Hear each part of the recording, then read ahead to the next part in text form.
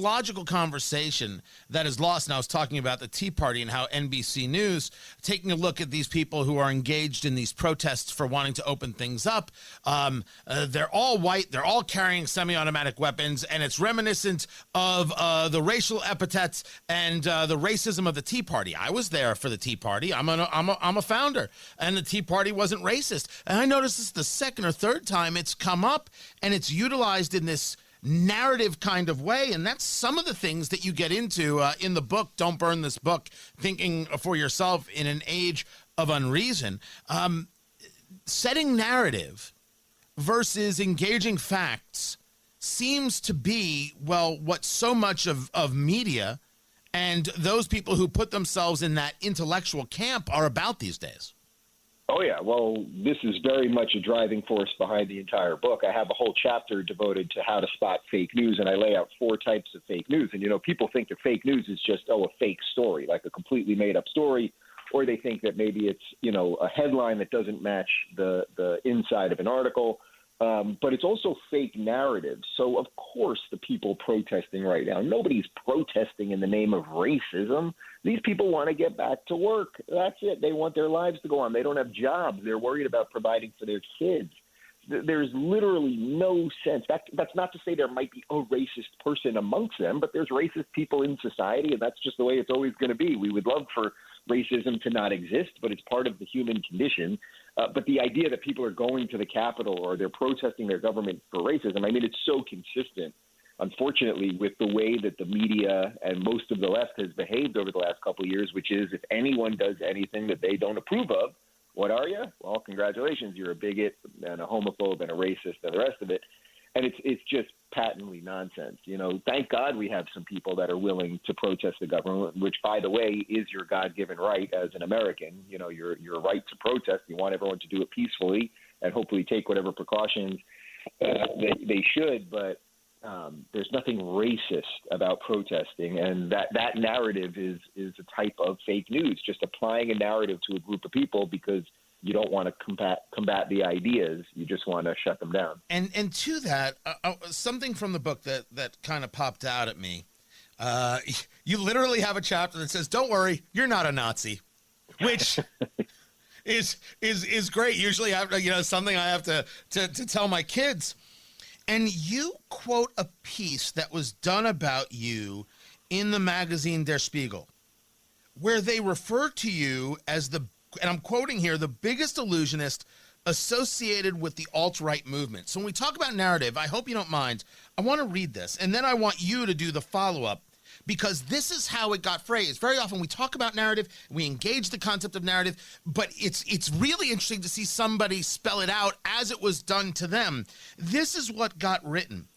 On the surface, his life looks like that of a model progressive. He lives in a modernist house made of exposed concrete, glass, and Scandinavian wood. Inside, an artist friend is at work on a painting on a large canvas. There are framed covers of the New Yorker on the wall in the foyer. This is where Rubin lives with his husband, David, who is making coffee with an Italian coffee maker. From a studio in his converted 2-car garage, Rubin broadcasts his Rubin Report, in which he, with affected genuine curiosity, often provides other alt-right figures with talking points in the form of suggestive questions. Now, that's one hell of a painting of a picture and a painting of a narrative. Now, I know parts of your story, but I want you to break this down. Break down where the insanity lies in this narrative set. Yeah, so again, this is such a perfect example of what fake news is. Now, I want to give you a little backstory there, which is that the author of this story, the quote-unquote journalist of this story, spent a full day with me from about 8 a.m. till I did an event at USC, University of Southern California, which finished up at about 9 p.m. So he spent, that many, 16 hours with me. He saw me tape 2 shows, do a live event, spend time with me and my crew and everything else. And one of the interesting things is there's a law in Germany that if you quote a subject in an article, you have to run the quotes by him. So this guy who I spent hours with decides to write the entire piece without quoting me once. I mean, that already tells you this is not a serious journalist, but these are the tricks that these quote-unquote journalists do. But what you read there, he's trying to paint a picture that I'm some sort of elitist. I have exposed concrete in my house. I mean, there is no exposed concrete in my house. I like that look, actually, and I would love exposed concrete. I just don't have it. He talks about my New Yorker hanging.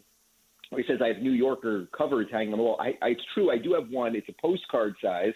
I got it in New York City on the street for, I think, $2.50 or $3. He talked about my fancy Italian coffee maker. Tony, you're going to love this one because it's a Nespresso. You can get it at Target for about $120. And everything that he's saying there. Oh, and also my Scandinavian furniture. That was my favorite part. Yeah, it's IKEA. So what they're doing, though, is he's trying to paint me as some sort of rich elitist who has figured out how to make money off talking to nefarious figures. By the way, the at least one of the people that I spoke to that day when he says I'm part of the alt-right is a woman, a wonderful woman. Her name's Yasmin Mohammed. She's a secular atheist now, but she was at one time married to a member of Al-Qaeda. And she left religion. She left a horrifically abusive relationship. Her story is incredible. I think it's one of the most important interviews that I ever did.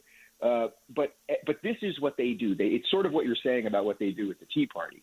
They take reality and then they completely flip it on its head. And it's such a flip that you have trouble even ascertaining what the truth might be because they've given you so many suggested words. You're like, I guess this is kind of right. So this is journalism 101, unfortunately. By the way, it is $150 on Target. That is true, unless you get the Plus Deluxe and Coffee Maker bundle. That's $174.30. Oh man, I want the deluxe. I just have the regular over here. You see, if only you would work harder. I know I should work harder. When people buy the book, Don't Burn This Book by Dave Rubin, what is the takeaway? What is it that you want people to be empowered with by reading it? Well, the takeaway more than anything else is you must stand up for what you believe in. I really believe that the largest underserved class in America right now is what I call the politically closeted, the amount of people who are afraid to say what they think. And it's not because they're racists or bigots or anything else. It's because they've sort of woke up to so many of the things that the left has gone crazy with about identity politics and gender pronouns and things like that. And they're going, wow, I'm really not a lefty anymore, but that doesn't necessarily make me a conservative. Now, there's a version of this that is people that are, on the right that maybe aren't fully into every conservative or Republican idea. I think that's a little bit less. But this book is for people that want to think for themselves. I lay out every single political position that I hold in this book. And at the end of the book, I tell you, look, I hope you don't agree with me on everything. I hope you come to some different conclusions, but here's the philosophy that I hold. Here are the conclusions I've come to. And I, for one, want to live in a country with people that disagree with me, as long as you do it respectfully and you don't come to my property and try to take my stuff. But if you want to engage in ideas and Tony, you and I could sit down over a beer and argue about abortion or taxes or anything else. And if we didn't agree completely, that would be absolutely fine, as long as the greater agreement was, wow, we both want to live in America. We want to live freely. We want to fight for what we believe. And if we're next door neighbors, we don't want to just come over and grab whatever the other guy has just because you don't have it. And I think that's how most Americans want to live. I think that's what the founders intended us to live by. They wanted us to live and let live. And we've got to return to that because there's a lot of people, particularly on the left right now, who want power and they want to see how far they can control our lives. And I'm just not going to sit back and let them do it. And I suspect you won't either. And I'm guessing most of your audience won't either.